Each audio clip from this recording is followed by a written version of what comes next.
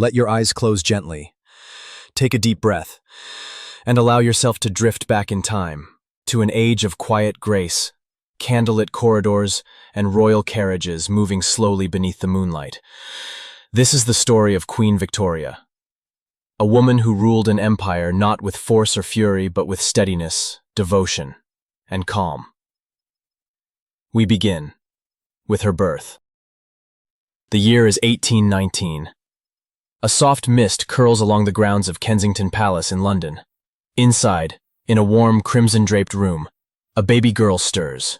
Her name is Alexandrina Victoria. Born to the Duke and Duchess of Kent, young Victoria is unlikely to become queen, but fate begins to gently move in her favor. When her father dies soon after her birth, her childhood becomes one of quiet structure and solitude. Her mother, the Duchess of Kent, and an advisor named Sir John Conroy, raise her under strict control, the Kensington system, designed to keep her isolated. And yet, even in that quiet world, Victoria dreams.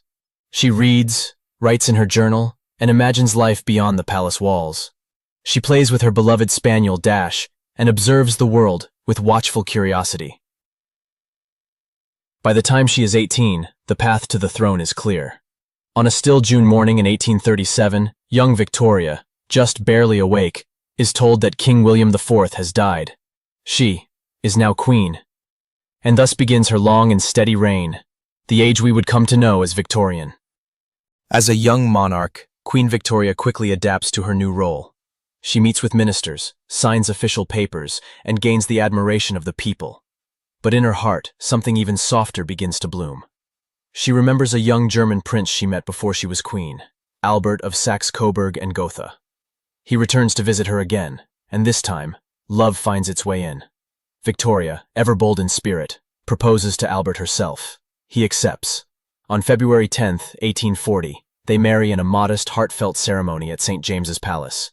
Victoria wears a gown of white satin and Honiton lace, starting a tradition still honored today.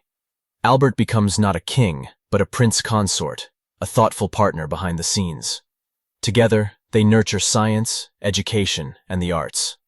Their love becomes a cornerstone of the monarchy.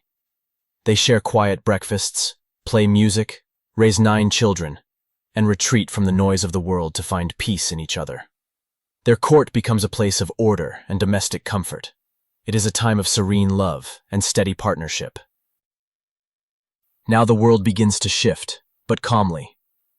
The British Empire grows, not through thunderous conquest, but through quiet expansion. Steam engines hum, telegraphs whisper across the land, and at the center of it all is Queen Victoria, watching, learning, enduring. Albert, always thoughtful, organizes the Great Exhibition of 1851, a showcase of human achievement. Inside the Crystal Palace, inventions glitter, ideas flourish, and nations gather. Victoria is proud. She writes in her journal that it is one of the greatest days of her life. But her joy is not limited to public triumphs. She finds her deepest peace in Scotland, at Balmoral Castle, where pine forests and clear rivers soothe the soul. There, she and Albert walk together through quiet glens, ride horseback in the morning light, and sit by the fire as the stars rise. And then, a hush. In 1861, Prince Albert falls ill. Victoria never leaves his side, and on a cold December night, he passes away. The halls of the palace grow silent once again. Victoria, devastated, withdraws from public life.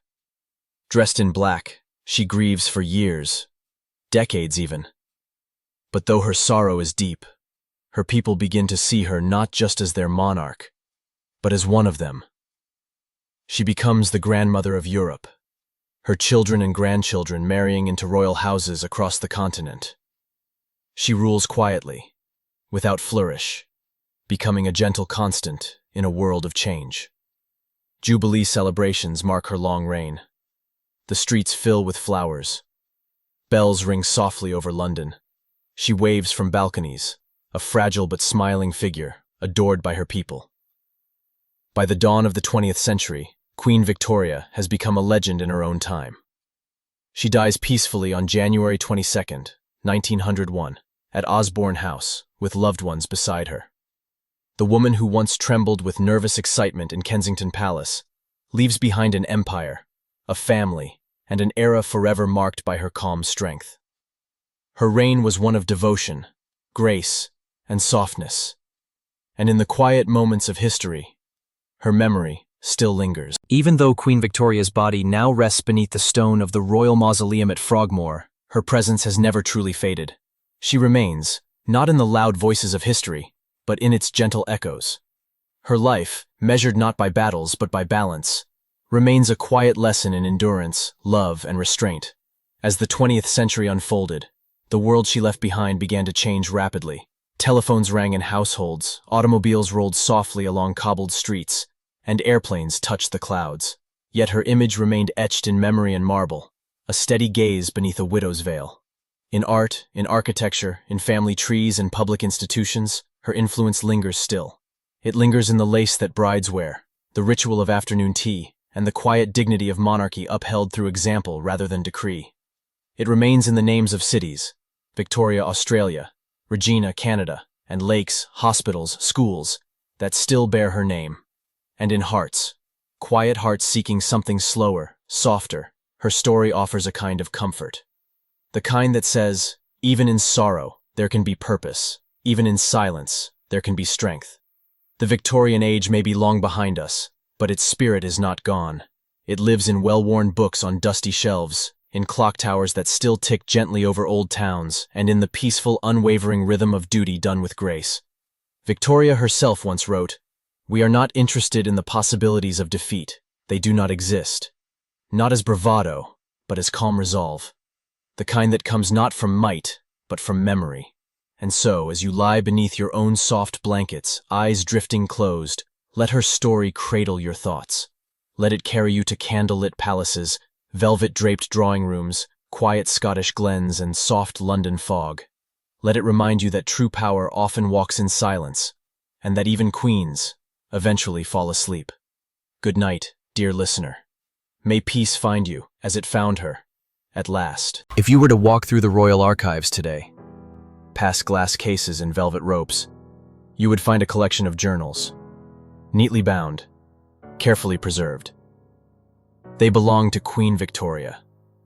For over 6 decades, she wrote nearly every day, thousands upon thousands of pages, recording not politics, not decrees, but feelings, moments, thoughts. She wrote of her children's laughter, of the ache in her heart when Albert was away, of the stillness in a garden just before dusk. In one entry, she described holding Albert's hand while listening to the rain. In another, she wept in ink after his death, writing, "There is no light in my life now." These were not the words of a queen. They were the words of a woman, a daughter, a mother, a widow. And perhaps that is where her greatest strength lay. Behind the crown, behind the portraits and statues, behind the endless ceremonies, there was always a soul who felt deeply, who loved truly, who longed for connection. Even during her reign's busiest years, Victoria found solace in quiet rituals, walking alone in the gardens, arranging flowers in small vases, or reading favorite poems by candlelight. She adored Lord Tennyson's verses. She found comfort in the soft rhythm of nature and literature, things that never asked too much of her, only her presence. She was, in many ways, a paradox. Empress of India, and yet afraid of thunder. Head of a vast empire, and yet shy in public. Unbending in her duty, but endlessly tender in private. As her children grew older and moved to other lands, Victoria found new forms of companionship.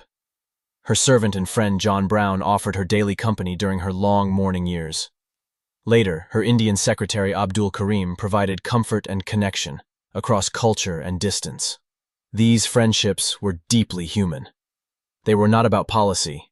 They were about tea shared in quiet rooms, letters written in warm tones, and the reminder that even queens, with crowns of gold, still need kindness. And in these silent chambers of her heart, Queen Victoria aged gracefully, not through grand reinvention, but through stillness. She did not fear the coming of night. In her final years, she no longer traveled as far, no longer hosted great balls. But each evening, she would still sit by her window, watch the sky shift into lavender and rose, and write. She was always writing. Until one day, the writing stopped.